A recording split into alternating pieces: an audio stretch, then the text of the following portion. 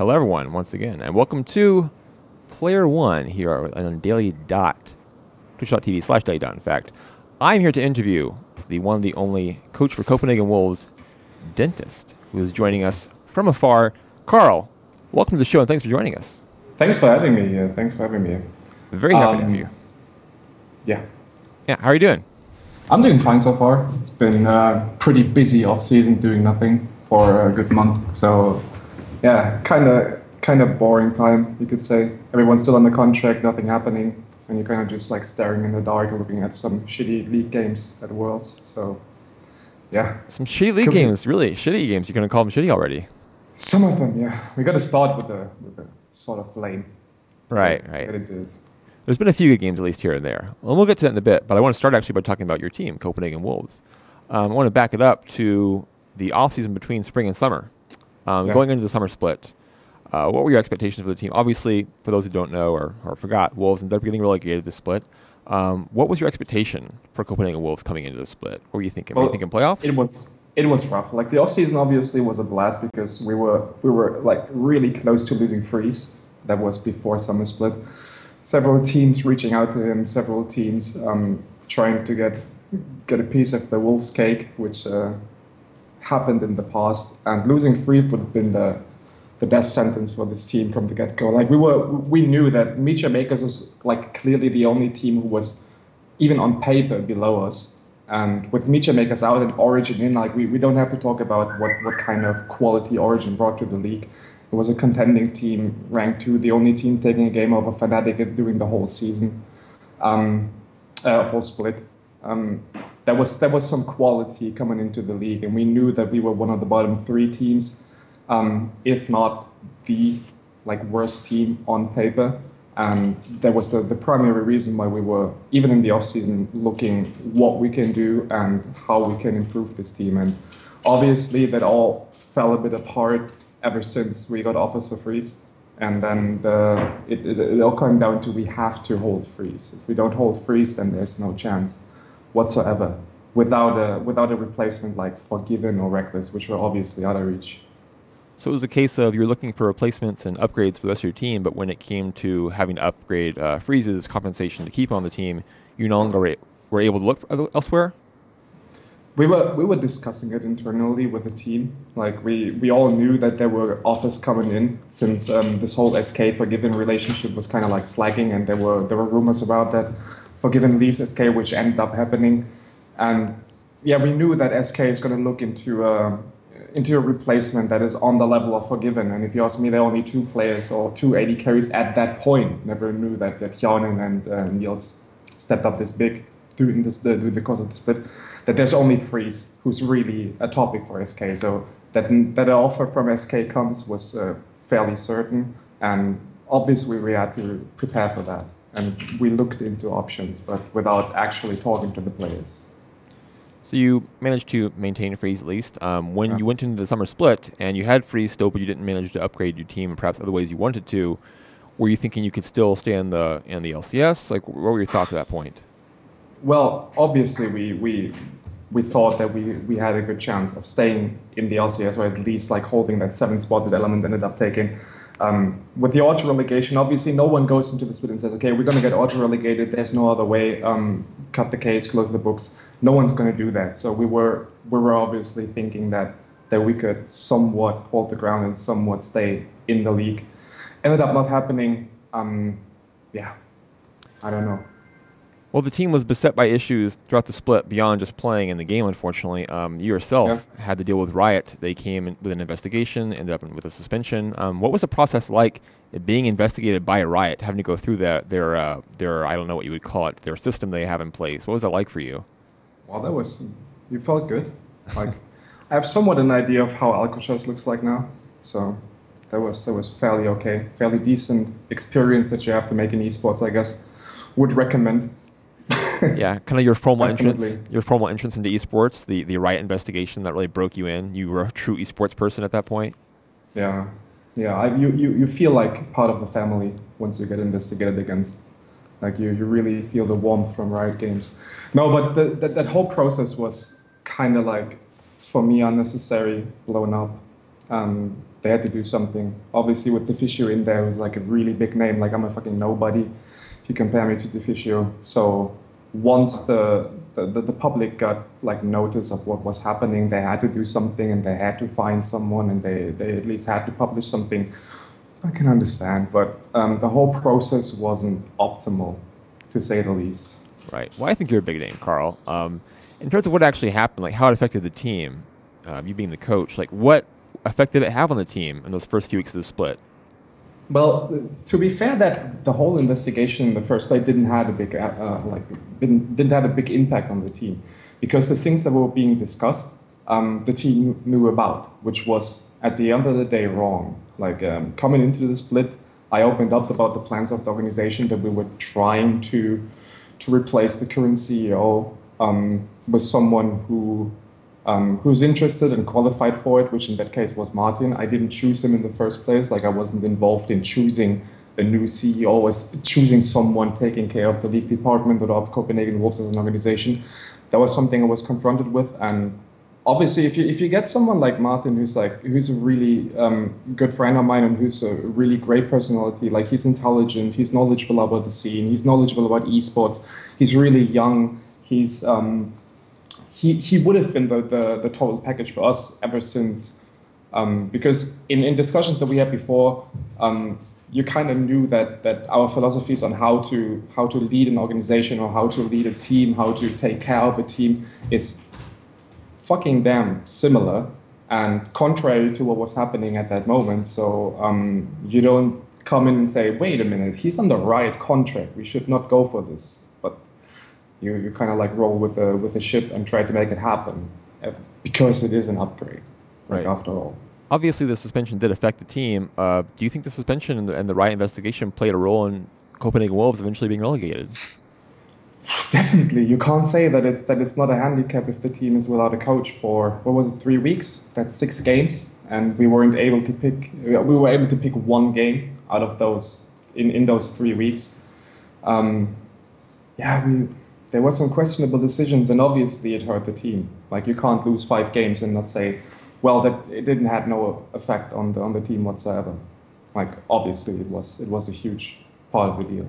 When you came back in, was it just a matter of trying to step in like nothing ever happened? Like, how did you step back into helping the team prepare after the suspension was lifted? It was a bit complicated because the team atmosphere changed at that point. Right. Like, we've been told in the investigation, or during the process of the investigation, we've been told that it was one from Copenhagen Wolves who gave out informations to Riot that this whole shit is happening.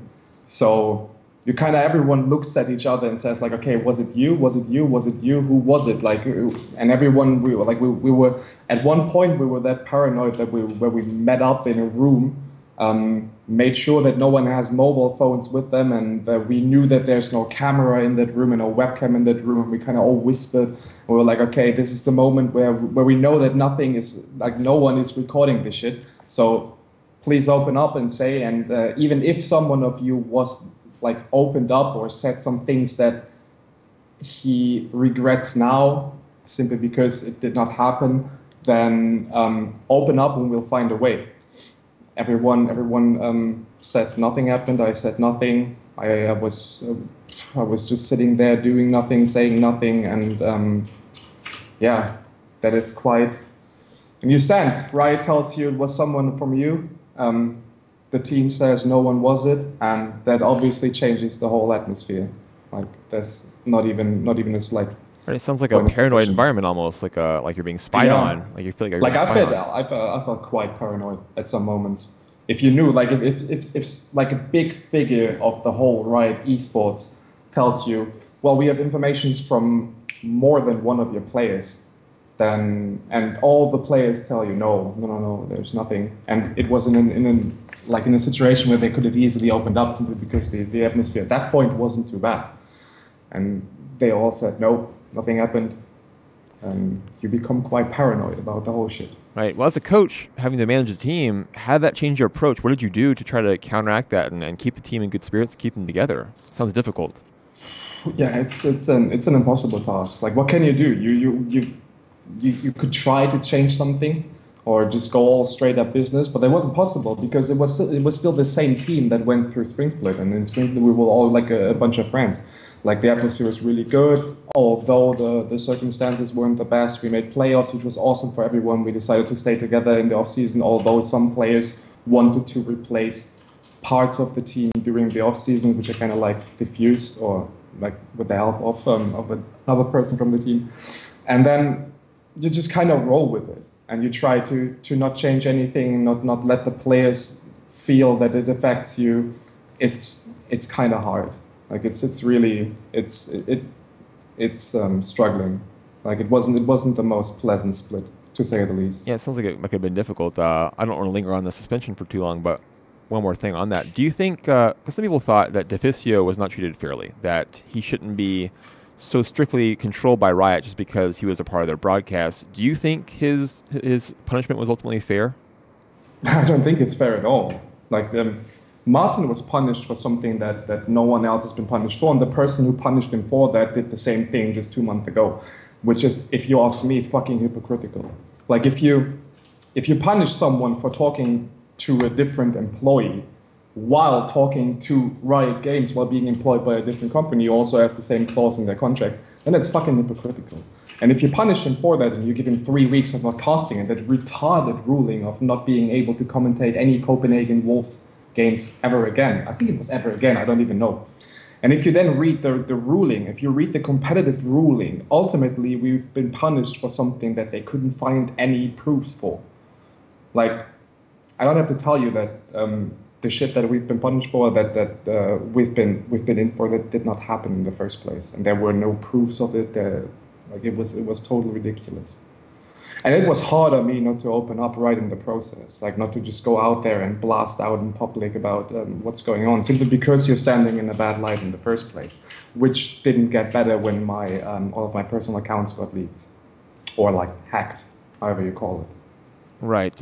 It's to be clear, an indefinite suspension of calling Copenhagen Wolves games, so they can say it's forever, or they can say it's done tomorrow. It's up to them. Of course, it's up to Riot, as it always is. It's up to Riot to decide when things start and begin and end. And in the update, actually, to their competitive ruling, they said that it was a case of he didn't inform Riot. So that was the reason for their heavy suspension. Again, many have questioned whether that was an appropriate suspension. You brought up some hypocritical elements there. You know, it's hard to say. It's done now. They've made their decision. So I guess we have to move on from it. But it is certainly unfortunate for him to be in that position. I will say that. I moved on from it, and to be fair, like he recovered super amazing. Like he does an amazing job right now at Worlds, and I wish him all the best at Riot Games. He's clearly one of the most gifted casters that we ever had in League of Legends. Definitely one of the most knowledgeable casters that we have here, and the community it's just awesome to have Martin as a caster. So it should definitely continue. It's just unfortunate that there's no appeals process. It's just Riot says this is what happens, and that's what happens. There's that's the way it is. Like you can't change it anyway. Yeah. Like, so you can like flame it, or like you can try to do something about it. It will never change. Just the way it goes in League of Legends. Seems that way. Unfortunately, that was not the only issue that Copenhagen Wolves had. There were also reports of players not being paid on time. There are reports of living conditions being questioned. Even reports that you yourself had to pay personally for some elements of the living conditions to help the players be more comfortable. It just sounds like a bad environment for the players and for you, for everyone involved in the organization at that point. What did you do to try to control that and try to keep the team positive as things were kind of unraveling and you had some of the veteran players saying they wanted out of the team?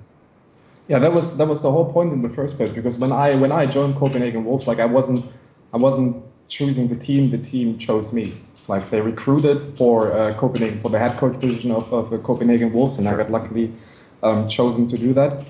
And at that point, I didn't know what I was buying. Like at that point, I didn't know what was going on. And what was going on is that apparently in the off season, right before that split, there was some crazy shit happening with players going to Riot and trying to get rid of Copenhagen Wolves, keeping the spot for the players, but getting rid of the organization. And I always ask myself, like, how can you as an organization keep that group of players, play with them in LCS when you knew that they tried to get rid of you in the off season? And vice versa, how can you as a player play for an organization that you're clearly not satisfied with, nothing is going to change in the first place. So what I tried to do in the beginning was just cut the contact between the players and CW as an organization, try to be the bridge, working like in the middle of the players and Copenhagen Wolves. Like on one hand, Copenhagen Wolves is the organization paying me, so I'm obviously obligated to do everything in the favor of CW in those situations. On the other hand, you have the players that you're living with, that you became friends with, and you kind of just try to be the diffusing person on both sides, which is not always the easiest case. When you had veterans like Young Buck, for example, saying he was going to leave the team as soon as he could, did you think that was just a done deal? He was out, or did you think the situation could still be salvaged, perhaps? When he said that he's going to leave the team, when did you mean that? I believe he made a statement at some point prior to leaving that he was going to get out of the team as soon as he could, or was reported that he did at the very least. Oh yeah, he was out there. Yeah, I guess a more general thing is did you still think that the situation could be salvaged? Do you think the team could be salvaged, or do you think it was just like... No. At that point, it was done beyond repair. Like at that point, when Youngbuck announced that he wants to leave the team as soon as possible, he told me, find a replacement, I'm out anyway. So he only played that week since he announced that he's going to leave the team in the time where the deadline for contracting new players has already passed. So effectively, I had like 3 days to find a new top laner, when we haven't talked about any new top laners at that point. Luckily, I found Lenny 10 minutes after deadline, and turned out good. Like we were able to feel the top laner, which was the positive thing. You brought in a couple of young Belgian players. Did you think there was potential there to stay in the LCS at that point, or were you just kind of playing out the split? Yeah, I'm 100% certain with that lineup that we had at the end of the beginning that we played the last teams with, which is like effectively Soren Freeze, then Shook in the jungle, Lenny top lane, and Kaz as our support. If we would have played 3 weeks longer together, then we would have definitely stayed in LCS. And if we would have played the whole split, there would have even be a possibility to reach playoffs again. I think Kaz is one of the best supports individually from a pure mechanical level. He's one of the best supports out there at the moment. And whichever team is looking for support and is in LCS, that guy has a future. That guy is one of the best supports out there. And same goes for Lenny. Lenny was an upgrade on AO, and we found him luckily. At the end of the day, we chose Lenny simply because he was online, which is a funny story in the first place, because the team was practicing with a different top laner for the period of those 3 days. Youngbuck announced that he wants to quit but plays LCS for the week, and we immediately started to try out other top laners. We had one top laner who was in the top 5 of the solo queue ladder, who made a really good impression on the team, who played well together with the team, who's really young, with 17 years of age, who has a lot of potential, like a lot of positive things that he would have brought to the team. And right 15 minutes before deadline, something happened. Like, no one really knows what happened, like whether it be the parents who said, no, we don't do it. Like, ultimately, 15 minutes before the Riot deadline to announce the roster for this week starting, for this week starting 5, he just deleted everyone from Skype, didn't ever come back online again for us. And we were kind of like bound in the biggest shitfest of my career so far. And Lenny was like one of the guys that Kaz knew, and he said, yeah, he's a good player, he's a nice dude, which is like the most important part, that he has a good personality. He was online, so we settled this shit in like 10 minutes. And then he played 3 days later. Well, it's convenient at least to do it that way. You mentioned how strong the players are. Why then make the decision to move on from them? Move on from who? Has Copenhagen Wolves, I think, moved on from Lenny and Kaz? Not officially. Like I'm not really 100% sure about the current contract situation. Okay. I know that they all received their money, and I'm really not sure if the contract. Like if it was for me, I would have re-signed them all and started Challenger Series. But right now, I don't even know if Copenhagen Wolves will field the team in the Challenger Series. I just have no information. Yeah, I'm just taking from their Twitter accounts, actually. Both Lenny and Kaz both mentioned they were free agents. So I guess we'll see what happens with that. But we'll see if any other European LCS teams or Challenger teams pick them up. You mentioned I hope so, because they're like both from their character, from their personality. It's great to live with them, great to play with them. They're really open to coaching. They're really hungry for improvement. They're really hungry for information that you give them. Like there's a reason why Freeze, as the one of the best AD carries in Europe, still do queues with Cars on a daily basis. That guy is really a fucking beast. So you say that you're not sure that Wolves will even play in the Challenger Series? Yeah, I don't know for sure yet. Like I have no informations about that whatsoever at this point.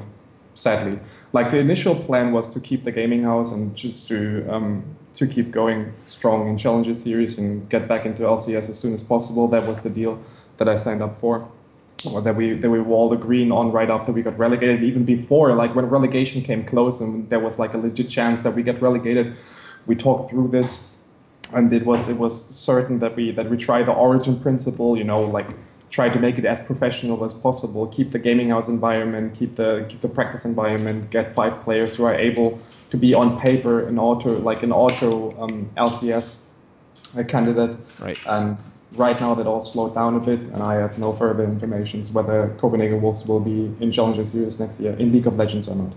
Well, are your plans still to hopefully coach the Wolves in the next split? That was the plan. Yes, I said when the offers came in, like I think it took like 5 minutes, according to the email account of CW. It took like 5 minutes after we got relegated, before the first offers came in, mainly for Alice and myself. And I said from the beginning, no, I brought this shithole down, and I'm bringing this shit back. I'm bringing this shithole back up. Like this. I wanted to coach a Challenger Series team of Copenhagen Wolves and get back into LCS, definitely. Do you have alternative plans should that not work out? Do I have what? Do you have alternative plans if the Wolves don't play in Challenger Series? I don't know yet. Like, I'm still under contract up until the end of October. Okay. Which means effectively 15 days. And after that, I hope I'm smarter. Well, hopefully you'll find out soon, I guess, since you're under contract. Hopefully. Yeah, well, we hope so too. That's the situation for Wolves and for you personally. I hope you find out sooner than later, and I hope Wolves does stick around and goes to Challenger Series, an old name that should not die off quite so easily. Let's talk, if you don't mind, about Worlds, though. That is going on right now in the middle of October. We're in the middle of that. The knockout stage about to hit us. But first, I want to go to the group stage. A lot of surprises. The Clown Fiesta in full effect, as it has been called by just about everyone at this point. We'll start with some of the teams who you are most familiar with playing in the European LCS. Origin got off to a great start, looked fantastic, and then really struggled a bit in week 2. They went from a 3-0 to 4-2. What do you think, or first of all, were you surprised by Origin's success against KT Rolster, against TSM, against LGD? And second, what changed for them between weeks 1 and 2? First and foremost, like the results of Origin is a combination of Origin playing extremely well. Everyone who watched European LCS, and especially the best of 5 series against Fanatic, knew that that team is no team to joke around. Like, that team has enormous potential in terms of strategical approaches. They have veterans like Xpeke and Soas and amazing, like, great players. They have one of the most skilled bot lanes in the world, you could say, with Niels and Mithi, who are just from an individual level and from a 2v2 perspective, one of the best bot lanes in the world. And they all showed up on an immediate, like on a huge level. Let's also not forget that Hermit coming in as a head coach. Hermit is a guy, he was the former analyst of Origin. And when Ducky left the team as a coach, he came in as a head coach. And he made a huge difference. That guy is extremely knowledgeable of League of Legends. He's extremely knowledgeable when it comes to the current meta. He's always up to date. He's an extremely intelligent person. And I think he's one of the best coaches out there, definitely. And Origin can be glad to have them. And the current results show that it's just not a surprise if you have a really good coach like Hermit that you can perform on a level. That's one point. And another point is that teams like LGD just underperform on every level that there is possible. Like, they were just choking, tilting, call it how you like, but that performance was just horrible. And if you combine the two factors, and you have a group like the Death Group, which turned out to be not quite so deadly. I think tilting is the right word, because we had reports coming from there that the team had internal problems, that there were members of the team. Yeah, with the bot lane intentionally feeding or something like that. There were some struggles there apparently, but it happens. Internal problems at Worlds, no big deal, right? Yeah, it happens every day, type by Ching Chong. But that the whole point with the bot lane, I heard that coming into the tournament, But then again, like if you look at the rest of the roster, that should be able to perform. Like even players like Godby, I don't know, that was horrible. Was it just a horrible performance? Like Godfrey, Monte Cristo said on his Twitter that he definitely earns this year's Dadi Trophy of the best player tilting the hardest or underperforming the most or sucking the most, however you call it. And yeah, that is well deserved. Like Godfrey choked. Like he's playing against the best mid laners except for Fakers in his region. In the LPL, he was able to stand up to them. He was able to outperform them almost every single week. And then he comes to Worlds and just chokes on every level possible. And it seems like he never played the game League of Legends before. That is just not a good thing if you're one of the main carries together with him who also underperform and miss position, which is like not a thing Imp does usually. Right. You mentioned Fnatic. Of course, we all know 18-0. Unbeaten until the final with Origin. Still beat Origin in the final. The almost perfectly perfect split. Still kind of perfect if you count the 3-2 as a 1-0 win, but you know, close to perfection. They came in here, started off rocky, to say the very least. Had a rough start. Lost to Cloud9, lost to 8. Just they did not look great in the first week. Second week they came back on fire, looking great, looking fantastic. They crushed Cloud9. Right out of the gate. What changed for Fnatic? What happened? There was a lot of talk about them going back to bad habits in the first week of play. Did you see the same thing? Were they able to resolve that in the second week? There were some interesting articles around that even in the perfect season of the split, people found flaws in Fnatic's play. And they were predicting that world-class top laners and junglers are able to expose the duo of Reignover and Huni, and that was something that we, especially in week 1, were able to see over and over and over again. Huni underperformed, like especially in the last 2 games of the first week, he underperformed almost every minute of the game. Like he was not the carry top laner that we were used to seeing, like that charismatic beast in the top lane that we were used to see in the EU LCS. Against better top laners that looked a bit more like struggling, and that ended up like Huni just straight up fat in a couple of games. Like he was one of the players, if you would play solo queue with that person, you would report him afterwards. And just overall the performance of Fnatic wasn't that great. Second week, however, they came back strong and changed a couple of things in their game plan. Dela, also an amazing coach who's known to always have the right answer for the right situations. And you have people like Yellowstar in there who are able to make changes on the fly. Worked out great. And well deserved in the next round. We also saw results change for 2 American teams. CLG and Cloud9 were both in first place after 1 week of play. After 2 weeks, they were out. Monte Cristo, you mentioned him a bit ago, he posited that what happened was CLG had their strategy figured out, that Cloud9 were also kind of one note in their strategy, and then once those draft combinations were figured out by their opponents, they no longer had anything to fall back on. Did you see it as like both teams were just kind of one-dimensional and they couldn't play a different strategy? Fuck yes, like especially CLG was a thing. Like I think Doublelift hasn't played anything else but Tristana and Jinx for the last 3 months, and with Tristana and Jinx and a carry player like Doublelift, where the whole team is built around, you kind of know the direction of the strategy that is going. And if you figure that out as a world-class team, it's fucking easy to expose. And we saw that a lot, unfortunately, for CLG. Cloud9, same topic. Cloud9 actually surprised me in the beginning because Cloud9, like, CLG had a fucking easy group. Like if you're the North American champion coming into Worlds and you get this group drawn, then you can be confident about the fact that you make the KO round. Like you should be, because that was a free group for a team like CLG, especially with the confidence of CLG. I mean, Science Spartan prior to fucking Worlds said in an interview that they were sure that they're the best team in the world or that they have chances to win the whole thing. I mean, if you're that confident, then you better fucking show up when it matters the most, and that just did not happen. They choked, they tilted, they underperformed, they were one-dimensional with their strategies and tactics. They underperformed individually when it comes to mechanics, when it comes to positioning, when it comes to simple things as grouping. They failed. Cloud9, on the other hand, for me, wasn't a contender whatsoever. Like, I had Cloud9 at the bottom of the table of the group in my famous pick'em. And I didn't expect much from them, and I was surprised, actually, about their performance in week 1, especially in week 1. Like, week 2, there was not so much to be surprised about, but Jensen's Riga was just amazing to see. Sneaky performed really well in week 1, and even players like Hai, who's not the best mechanical jungler to say the least, or Balls, who came in with a lot of criticism on the Darius,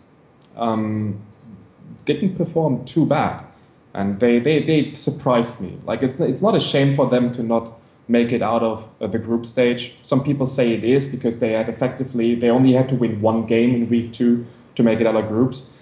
Ended up not happening. For me, nothing to be ashamed of. Still a good performance in the week 1, surprising performance for me at least. But CLG should be pretty much ashamed. As a coach, I want to ask you, how is it that a team can come into Worlds, of all things, and only have one reliable strategy? Because again, with CLG especially, that seemed to be the case. They had like one-dimensional play. Once you got that one strategy down, once Koo Tigers cracked the code, they were free to beat. It seemed to be anyway. So how does a coach allow a team to go into an event like this with only one good strategy to play with? That's something that I unfortunately may be able to talk about, but not directly, because if you have the players who have the understanding if you have players, you give them a strategy, then you practice that strategy 1 or 2 days, and it's in them. Then you can start to add more strategies to the table. If you, on the other hand, have a team that is just from individual level not able to execute certain strategies simply because they do not understand that or not able to perform that way, then you obviously can't add more strategies to the whole pool. I don't want to say that CLG and Cloud9 are not able to mesmerize more than one strategy, but it pretty much looked like it. Like they were like, okay, our best shot is to go with this strategy. This is like the only thing where we can even win a scrim against good teams. So we roll with it and just hope that they don't figure out. I don't know. I think it's much better to go into Worlds like Origin. They have a number of strategies prepared. They have a number of pocket picks that may come out during the quarter and semifinals. Hopefully semifinals, but definitely quarterfinals. And they have a lot of just ways where they can approach the game. CLG and Cloud9 don't have that at all. So, yeah, if you ask me, you should prepare at least a good handful of strategies to go into it. And with strategies, I also mean champions your carries can play. Right. It seems that a lot of people are surprised by the success of the 2 Taiwanese teams. Both Taiwanese teams, only 2 of them were able to come into the field, made the knockout round, and CHWolves in particular looked pretty decent doing it. Were you surprised by CHWolves and by AHQ? Yeah, AHQ surprised me. Like CHWolves, we all knew that I was sure that CHWolves is a team that can perform on a world stage. We saw them at MSI, not MSI. What was it? The IEM. Right. The IEM. We knew that CHWolves is a team that you should watch out for, that you should have an eye on. And with players like Maple is an incredible talented mid laner. And ML is an AD carry who does everything right for the current meta. Like, he understands his role, he understands his champion pool, and he's able to play more than one champion, which is also always positive. And even players like Stake, who a lot of people from the community just make fun of, performed on a really decent level. And overall, as a team, they went into this tournament with a good approach, good team fighting skills, and yeah, it just worked out perfectly. AHQ, on the other hand, I wouldn't put any money on AHQ in the beginning. Like Westor was one of the top 20 best players at Worlds. If you ask Riot Games, if you ask me, that's bullshit. If you have players like Febivin not on the list and then you put Westor on that list, I don't know what's wrong in their minds. But just on paper, AHQ is not a team there where you can expect that they come out of groups. Ended up happening, was surprising to me, but yeah, congratulations to the whole region. Like, there was a strong showing. Yeah, well, given who HQ drew in the quarterfinals, I wouldn't put my money on them just right now. But we'll get to the quarters in just a minute. One last thing about the groups. We saw Pain Gaming actually acquit themselves pretty well. They had a pretty decent group stage, given that they were in the easiest group, most likely, in Group A. Do you think this is a sign that wildcard teams could have more to say about Worlds in the future, or are wildcards still just kind of empty slots in a group to you? Definitely, like both is true. Okay. Obviously, the region Brazil, like as a whole, is underdeveloped. You can't compare that even to the likes of EU or NA. Like we're far ahead of them when it comes to circumstances, when it comes to the whole environment of the practice, when it comes to environment of the teams, when it comes to the conditions that the players have to practice on. Like every North American, every European player is a professional earning full-time money with this shit and making nothing, like 24 hours nothing but living for League of Legends. In those underdeveloped regions, that is sometimes not the case. In terms of Pain Gaming, that is the case, and they also have a really good supporting staff. They have a good coaching staff. They have everything that the West have. Don't underestimate that shit. But in the future, when the gap closes, wildcard teams will be a topic, and Pain Gaming is just one example of that. I don't think they were that bad. Like obviously they were bad, and they were like far behind of the rest of the group, but they took games out of the CHWolves and CLG. Right. Like come on, can't be that bad, right? Yeah. Of course, by the time they played CLG last, CLG might have lost to anyone. They might have lost to Bangkok Titans at that point. Who knows? Yeah. It was a rough day. But yeah, the win over CHWolves was a really good win. That was early in the tournament. That was a really solid victory for Pain Gaming. We'll see next year what the wildcards can do. Now, the knockout round is upon us. The quarterfinals are here. We have all 4 matches set. We'll start with the one we referenced, actually. AHQ Esports Club, after a great group stage run. Nice job, guys. Your reward is to play SK Telecom T1. The question here is there any chance AHQ does not get swept? Yes, they field Easy Hoon. No, like I think it was announced today that Faker will be subbing for that first series, and they will start with Easy Hoon as the mid laner. But still, there is like no chance. Like if I had money and I could put it on esports, I would bet on a clean sweep, which goes for every SKT game coming up. Like SKT is just like some people say, yeah, SKT might not be the best team in the whole process because the group was fairly easy, and except for EDG, they didn't have any teams that could perform. And we're going to see that once the best of 5 series has come out, because in best of 1 series you can't judge a team off of the best of 1. But I think there is a pretty huge gap in between SKT and every other team that has performed so far at the world stage, and I don't think there's any. I don't want to spoil anything, but I don't think there's any team that can take a map off of SKT. Yeah, they may sub out Faker. They're not subbing out Marn. They're not subbing out Bengi. They're not subbing out all the players who are just really, really good, as we're going to see against HQ, I think. The other Taiwanese team, CHWolves, drew Origin, who we also talked about. This is more of an interesting series here, especially because Origin struggled a bit in the second week of play. How do you see this playing out? Yeah, that's going to be an interesting series. Like, if you ask me, Origin beat themselves in the second week. Like, the games that they lost, they had, like, in the first game, that was just Mithy underperforming, like, and on Cannon. In the second game, it was Soas underperforming on Cannon. I don't know if the two of them had, like, an internal contest on who can feed more on Cannon, but there was just nothing alike. Like, there was not the Origin that we were used to from the European LCS, and certainly not from week 1 of Worlds. And I really hope that that Hermit gets control out of them, and that they step up their game and come in as the Origin that we were used to see from the European LCS and that we were used to see from week 1. Just organized, good strategy, good picks and bans, and then CHWolves shouldn't be a problem. Like, I would give them 60% at least. CHWolves, on the other hand, like, it must be the most inconsistent team in the history. Like, on one hand, they take a game off of Koo Tigers and are able to beat Korean teams, which is always a thing that you can't, like, you just can't bet on any team beating a Korean team, especially with Koo Tigers. And then the next day they lose against fucking Pain Gaming. So I don't know, like, if they step up, like if both CHWolves and Origin perform on their best, it's a really interesting series, and definitely not a clean sweep for Origin. But if one or the two ends happen, like if one team chokes, one team tilts, should go to Origin either way. Like my European heart obviously beats for Origin this tournament. Who do you like in the Peke Maple mid lane matchup? Like that's hard to say. People always say like Xpeke is definitely the weak link of Origin. I don't think that's the case. I think Xpeke brings a huge amount of like, I don't know, security to the team. Like he's just like he's an established veteran. He's a really astounding mid laner. Just from pure skill, from pure individual skill, Maple should be able to outclass him. But Xpeke is not a mid laner that gets outclassed. Like he's playing this game for far too long.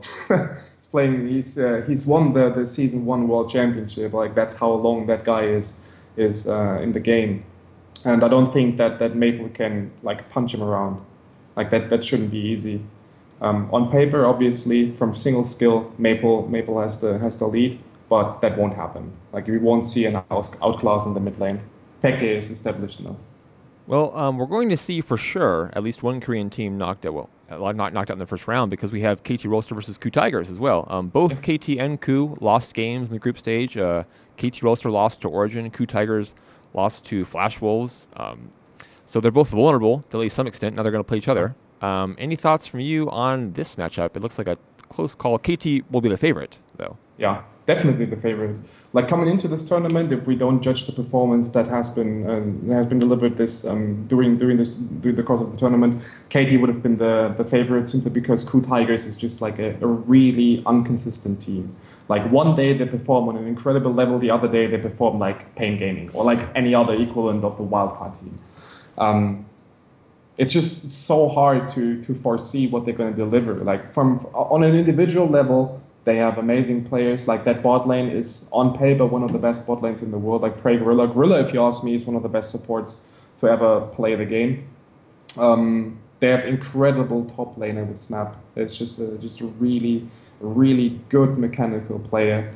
But for some reasons, they're just really inconsistent. And then on the other hand, we have KT. And KT showed up huge this Worlds. And I think KT is a bigger favorite than most analysts or like most experts foreseen. I give them at least 75%. We're going to find out. And finally, one more match. The most interesting match by far, in my opinion, of the quarterfinals. You have the two teams who, outside of Korea, certainly consider the two favorites to be able to make the final. They're going to meet in the quarterfinals. One of them will be very disappointed with their performance here because they'll get knocked out in the round of 8. Edward Gaming versus Fanatic. A tough call. Both teams with some struggles in the group stage. Edward Gaming had no answers for SK Telecom T1. Fnatic had, of course, a terrible week 1 before coming back in week 2 very strong. Your read on this series going in? It's one of the hardest games to read. Like you can't judge the SKT games if you ask me, simply because in my eyes, SKT is just by far the best team of the tournament, and it was a clean sweep. It was really clean victories from SKT over Edward Gaming, but that's not a surprise. Like if you ask me, SKT will beat every other team in the tournament very clean. So Edward Gaming is never to be underestimated. And Fnatic was struggling in the first place. Like, luckily, Edward Gaming is like amazing. Jay is not the best top laner. If you ask me, like his performance was just like not optimal during the season and during the tournament. So Huni won't be that easy to expose. Huni has the chance to be the carry that he was in the European LCS. In the jungle, if you ask me, it goes like without a doubt to Clearlove is just a superior jungler over Reignover in every aspect. Bot lane is going to be really interesting, like really interesting. Microdeft against Reckless and Yellowstar is something I look forward to. And if you have Featherwind versus Pawn, that's going to be some wild shit in the mid lane. Like I wish there's no jungle interference and just let the two boys battle it out 1v1. Give them both some carry players, some assassins, just let them battle and let them go crazy in mid lane. That would be amazing. Overall, I have to go with my European boys. I have to go with Fnatic, making it 3-2. 5-game series, Fnatic taking it. If Fnatic do win, do you think they'll have set themselves up pretty well to potentially make the final? Fnatic, yes, it's definitely possible. Like if they beat ED Gaming, then they have to play KT, I think, if I trust my prediction. Right. And KT is a team that they can also beat. Like, I wouldn't bet on Fnatic in that matchup, but it is definitely the best chances that Europe ever had since Season 1 to make a final. No, Season 2 with Moscow 5 was also pretty close, but Season 3, Season 4, those two World Championship, Europe had no chance whatsoever to make the final. This year with Fnatic, we have a legit shot. Like, if they're able to beat Edward Gaming, I think they also have a shot to go over KT, just with a wave of enthusiasm, with a home crowd. Like, the European crowd will just stand behind Fnatic like crazy, and that can carry a team. That can carry a team against the victory of KT. Also, I really think very highly of Dela as a coach in a best of 5 series. I really think very highly of the whole supporting staff of Fnatic Gaming, and I think they have a chance. Like, I think they're stronger in best of 5 scenarios. Yeah, it's a big change from last year when we had no European teams in the knockout round. Now we have 2 who are looking pretty strong. Fnatic could actually be a final candidate. While we're looking ahead, I'll get you out of here on this last question. Origin has CHWolves. If they can beat CHWolves, do you think they'll have any shot at all against SK Telecom T1? No comment. No. Unfortunately, they don't. Like, I wish they had, simply because Origin is a super sympathetic team. They're amazing individual players and like amazing personalities. I like the supporting staff. I like the players, and I wish they had a chance. But SKT plays in a different league, if you ask me, and that doesn't not only go for Origin, but for every other team in the tournament. I think they're able to clean sweep every other team right now. Your prediction for the final? My prediction for the final, I go full European. Like, I say Fnatic against SKT. And then we get 5 games because they start with Easy Hoon and Fabulous shits on them first 2 games. So basically, like an MSI final, you have Easy Hoon come in and then get knocked out, and then you go to the 5th game, and then finally Fnatic takes it, except for Fnatic was Edward Gaming before. Yeah, that's how it will go. Sounds like, good. If I could paint a final, it would be Fnatic versus SK. That would be awesome. That would be really awesome. Yeah, Fnatic will take the Magic from Edward Gaming in the quarterfinals. They'll win the Magic from them in a great series, and then go on and beat SKT in the final. You heard it here first from Dentist, and surely he's going to be correct. I trust his predictions. Yeah, I don't trust my predictions whatsoever because I have like 10 points in Pick'em. Like, I think the only thing I predicted right was CLG not making it out of groups. Well, I've heard even Monte Cristo's Pick'em was a dumpster fire, so don't feel too bad about that. Yeah, if Quickshot is leading the round, then you pretty much know what's going on. Yeah, that makes it pretty clear, actually. All right, I want to thank a lot Dentist for showing up here and talking to us about Copenhagen Wolves, his career, and of course, the World Championship, which resumes on Thursday, I believe, with CHWolves Origin is how we get back underway on Thursday. Dentist, thanks again a whole lot for showing up and taking part with us, and we'll have to have you back on again sometime. Definitely, whenever you want to. Thank you for having me. Yeah, for sure. Thanks for coming on. And while we go to a quick break here, we're going to bring in Josh Raven, who's on site in Paris, was on site in Paris. He's going to be on site in Brussels next, talking about the live experience of World Championship, what's going on there. And we're going to play for you a clip from World Championship, actually, to take a look at while we switch over from Dentist to Josh Raven. So stick with us as we look towards Worlds a bit more.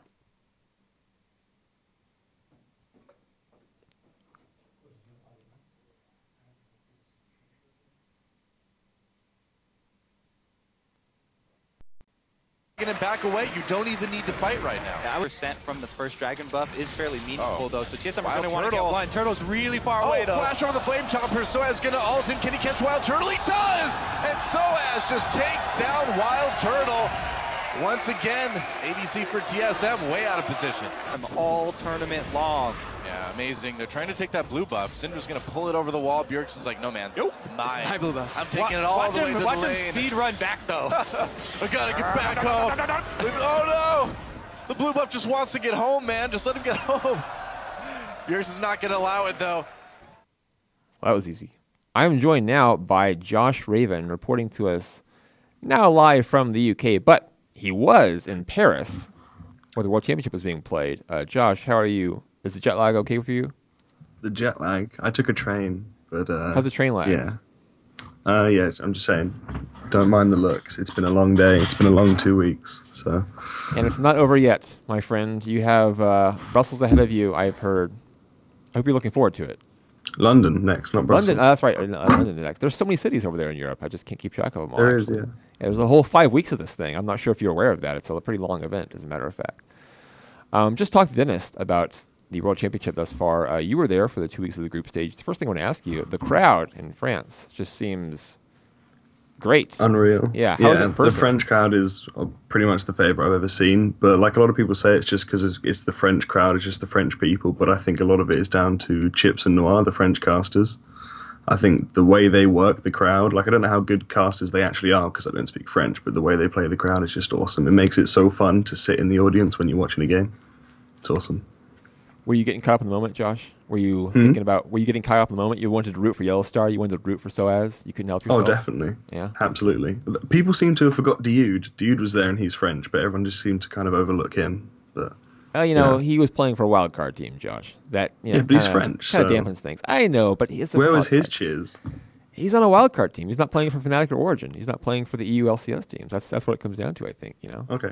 If Diude was playing for Origin, I'm sure he'd get plenty of cheers. I cheered for him at least, so that's all that counts. I'm glad you do, but you're not French, so you don't really count in this case, actually. I want to ask you some of the same things I asked Dentist because you were there watching the games live. First of all, Cloud9 and CLG. First place after 1 week of play.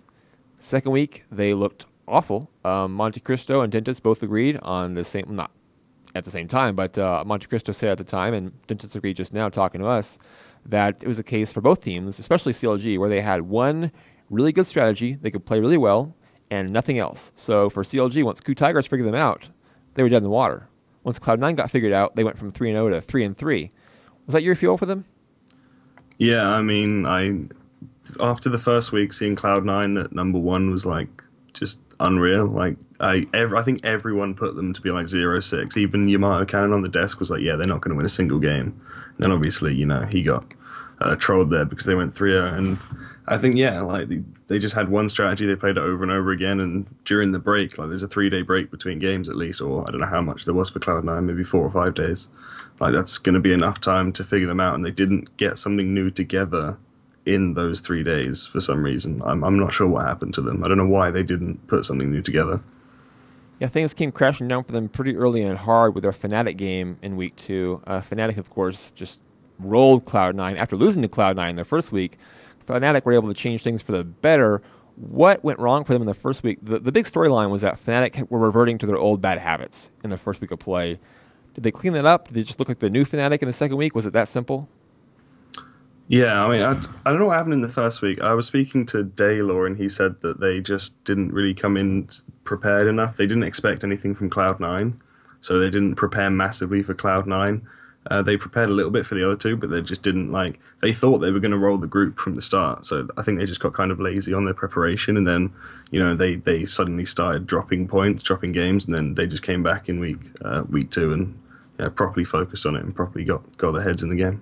Probably a bad idea to come into any Worlds group not thinking you got to really try too hard. I mean, who expected Cloud9 to be 3-0? Well, if you pick Yasuo against the Darius in the top lane, probably an issue there with your composition and your approach to the game. So I would definitely recommend any teams listening to this. I would recommend if you're at World Championship, try pretty hard, even in your group that's not so great. Just go ahead and give it your full best effort. I think is a good thing to do. Yeah, it's probably a good idea. You probably should. Yeah.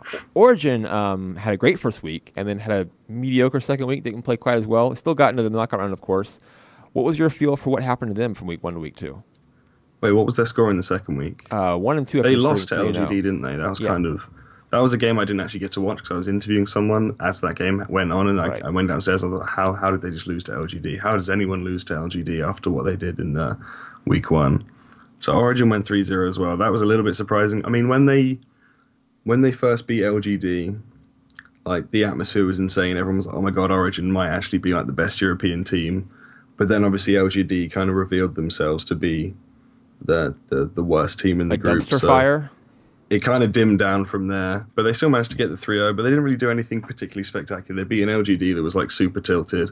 They beat TSM, and they did get a win against KT, which is obviously the one win that was pretty good for them. So it's hard to say in that group, really, because it was always going to be KT and Origin going through, because it's TSM who are, quite frankly, pretty terrible, and LGD who just, for some reason, I call it shit in the bed, but, Yeah, we had the Group of Death moniker for that group. In reality, LGD Gaming looked like a wildcard team at this event, and TSM have just been like on permanent tilt, it seems, since winning IEM. I mean, they win an international event for the first time for a North American team to do so, and then they just go on, and I don't know what to say about them after that. It kind of speaks for itself. Not a good exit for Dyrus, unfortunately. Not a great way to go out, looking the way TSM did. But, I mean, they won a game. Oh, yeah, they did win a game. Who did they beat? I think they beat LGD Gaming, as everyone else did. Oh, well, yeah, see, that's not even a great way to go. Like, if you'd said that before Worlds, if you said, yeah, TSM, you're going to beat LGD, you're going to go out, but you'll beat LGD, I'm sure they would have taken it. But as it stands, even that's not that good. Well, at least Dyrus can say in his last tournament, he beat the LPL champions. He did. Yeah. And that was a very emotional send-off from Dyrus as well. It was, yeah. I'll credit him. For all the talk about Dyrus and his top lane work and what he can or cannot do anymore, he's been around for a long time. He's one of the veterans, the cornerstones of the competitive scene. So it was good to see him get a proper send-off at the end of the group stage and the end of TSM's appearance. Pain Gaming, did you see anything from them? Some talk about, of course, wildcard teams. Should they be in the tournament? Should they not be? Pain Gaming winning a couple games. Not looking too bad, actually. Was your feel for them, you mentioned Diode actually, was your feel for them that they were a solid team who deserved to be there, or did they just take advantage of CLG being on tilt and get more games than they should have? No, I think they're probably the best wildcard team to ever play at Worlds, which is, it's not saying too much though, because the wildcard teams in the past haven't been that great. Better than Bangkok Titans and Dark Passage even? Exactly. Well, it's pretty crazy, right? But no, Kaboom came last year and they took a game off Alliance, right? I'm probably not supposed to say that because people get triggered by it. But they knocked out Alliance, actually, knocked him out of the tournament. Yeah. Exactly. So, but I think Pain are better, obviously. And even after week one, there was still the feeling like that they could still kind of pull it around and just like take 3 upsets in a row. There was still the belief there. But yeah, they definitely did not pull it together. But they could have. It wasn't like out of the realm of possibility. Yeah, they looked like they belonged to at least some extent. Probably not as good as another of the best regional teams could have been, but, they didn't embarrass themselves. And from a wildcard team, you can't ask for much more than that at the moment, because Bangkok Titans did not look like they belonged at all. Well, they almost took a game. Well, they didn't even almost take a game. That's a lie. They got ahead in a game they shouldn't have gotten ahead in. They had an early lead against, I think it was EDG, actually. Yeah, EDG, lead, which was more about an embarrassment for EDG than it was Bangkok Titans playing superbly, if you ask me. But, still, all credit to them for not just getting slaughtered in every single game, I guess. That's what they can take from it. They didn't lose terribly all 6 times. Yeah, and only 5 times, really. Yeah, only 5 times. So, there's that at least. The quarterfinals are set. We talked to Dennis about his predictions. We'll talk to you now. First of all, we're going to see a Korean team eliminated in the round of 8. It's guaranteed because we have KT Rolster versus Koo Tigers. Both teams have shown themselves to be somewhat vulnerable. KT lost to Origin, as you mentioned. Koo Tigers losing to CHWolves, I believe, twice. Yeah, losing to CHWolves twice. Yeah, they're the only 2 games they dropped in the group was the CHWolves. They basically lost a best-of-3 series to CHWolves, so how about that? KT Rolster, Koo Tigers, your feelings here, a lot of, I think, it's close because Koo can always play a great game, but will they bring their best game against KT? Yeah, I feel like it's hard to see how strong Koo are because the only 2 teams they beat have been CLG and Pain Gaming, who both aren't that good teams. But they lost to the first strong team they met twice. So the first real competition they've met in CHWolves, they lost twice, whereas KT have actually they've taken out the competition in their group apart from the 1 loss against Origin in week 1. So I would bet on KT in that game, for sure. I don't even think it would be close in my opinion. I think it's going to be 3-1 kind of thing. It seems a smart bet. Then we have, of course, the highlight matchup of the round of 8, Fanatic versus Edward Gaming. I mentioned to Dentist, these are the 2 teams outside of Korea who were looked at as potential finalists. If anyone's going to get there other than SKT, KT, these teams, it could be Fnatic, it could be Edward Gaming. Both teams, though, had shaky starts. Edward Gaming looked bad, frankly, against SK Telecom T1. They did not challenge them at all. Fnatic, of course, had a very rough week 1 before riding the ship in week 2. How do you see this matchup playing out? EDG had a bad start, but they've, from what I remember, I hope I'm thinking of the right team. EDG have kind of always been a team that they can start weak and then they just kind of ramp up as the tournament goes on. I think their coach said that as well. That's what they say. They said that themselves. They start slow and then they ramp up. They did it at MSI as well, I believe. It's a good excuse for losing early, by the way. It's a great excuse. Don't worry, we just start slow. And don't worry about it. They lost to SKT. Yeah. It's not like they lost to any random teams. They lost to SKT, like by far the best team in the tournament. So again, it's hard to say how much you can take from that because they beat the 2 weak competition that they should beat, and they lost to the team they should lose to. So you don't really know where they stand. Whereas Fnatic, like, arguably should have beaten every team in their group, judging by their strength, but they didn't, and they only went 4-2. So I would like to say Fnatic for that game, and in my pick'em I have put Fnatic because I believe in European faith, but if I had to, like, gun to my head, I would have to say Edward Gaming. Speaking of European faith, we have Origin against CHWolves, a team who had a weird run in the groups. They beat Koo Tigers twice, but then took losses to CHWologic Gaming and I believe to Pain Gaming as well. So a very up and down group stage for CHWolves. They eventually get out with a first seed, though, because they beat Tigers twice against Origin, who also had an up and down run. We mentioned they went 3-0 the first week and then went 1-2 in the second week. Hard to get a read on this matchup for me. Your thoughts? Yeah, I agree. I was just thinking back to have you seen the video of when Origin realized they drew CHWolves rather than Fnatic? That was it's one of my favorite highlights so far from Worlds. I think Origin can take CHWolves pretty easy. I know though, I don't know much about CHWolves. Like, to be honest, it's not a region that I watch much. I know that Maple and Carter, their mid jungle is really, really good, and Carter is, like, just insanely good. I'd never heard of him before this tournament, but he's been playing really well. But I think Origin across the board, like, is just a better team, especially Niels. I think Niels has been, like, a complete standout player this World, and in fact this whole year from European LCS. Well, the Taiwanese region has acquitted itself pretty well here. They got both of their teams into the round of 8. Unfortunately, their second team has drawn SK Telecom T1. All credit to AHQ for getting out of the group stage. All respect. It was a great run, and now it comes to an end. SKT, will they sweep AHQ? Will they drop one game?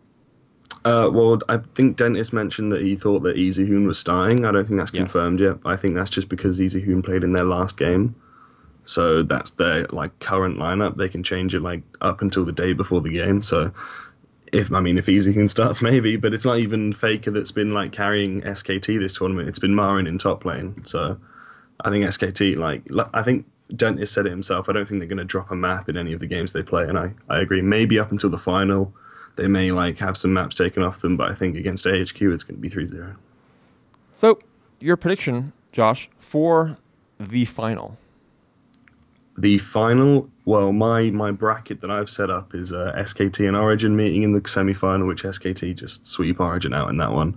And then either Fnatic or EDG against KT. That could be a pretty good game. Like Dennis mentioned as well before, that, like, Fnatic could take on KT, but an EDG could also take on KT, but I have KT in the final against SKT, and then I have SKT taking the whole thing. By a 3-1 margin, I'm going to guess. My guess for you. I don't know. I'd like to see 5 games. That'd be interesting, at least. It'd be more interesting than the last few Worlds where it's been 3-0 both times, I think. I can't remember the last World score. I think there's a 3-1 last year. It might have been 3-1. Okay. It might have been. I don't want to... I want to get a 5-game series, get some silver scrapes going. Yeah, that could be good. I think we should aim for that. Well, Josh, please get some more rest, sleep, enjoy yourself. Get something, at least some nourishment. Eat a meal at some point if you can find something. You don't have to worry about the unsafe Paris streets anymore with all the traffic there. I know that getting hit by a car or a train was a significant risk for you, from what I've heard. Your time in Paris. Yeah, Paris is not my favorite place. You look good though. You look fine. You look unscathed. Thank you. Yeah, I even picked myself up a nice jacket as well, repping the tournament. Wow, you were there. You went to Worlds and all you got was this jacket. Yeah, exactly. And some great experiences with the French crowd. Well, thanks again for joining us. Josh will continue to report from the World Championships. Look out on dailydot.com for articles and interviews from him, from the best players in the world of League of Legends. It's a fact. And thanks for joining us tonight. Hope you enjoyed our talk with Josh and with Dentist. Thanks to Josh for joining us as well. He's already taken his thanks, but I'll thank him again now directly. If you like the show, please follow the channel. Button's right down there. If you missed part of the interview, or the interviews, I should say, plural, the VOD will be on YouTube at daily.esports. Subscribe there for all the best esports news, analysis, content, and of course, like us on Facebook at daily.esports and on Twitter at .esports. Thanks again for watching, and good night.